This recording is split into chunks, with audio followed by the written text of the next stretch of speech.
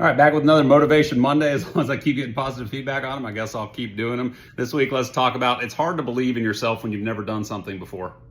The easiest path is often to do nothing at all, but you don't really get anywhere if you do nothing at all. Don't be scared to try something just because you're inexperienced at it. Being inexperienced and incapable are two completely different things. You've got to remind yourself the best in the world at something at some point was totally inexperienced at it.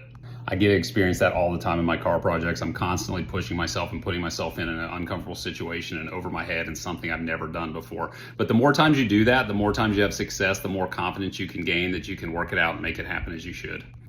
It's good to set a goal and go after it. It doesn't have to be one massive goal all at once. You can break it down into incremental goals that you can achieve in stages. I see that all the time with people asking me about flying questions. You know, they say, I want to be an airline pilot, but I don't know what to do. Well, your goal on day one doesn't have to be, I want to be an airline pilot. You know, start with a short goal. I want to solo an airplane. I want to get my private pilot certificate. I want to get my instrument rating. Set an incremental goal that's more achievable versus looking at this giant hill that you think you can't overcome.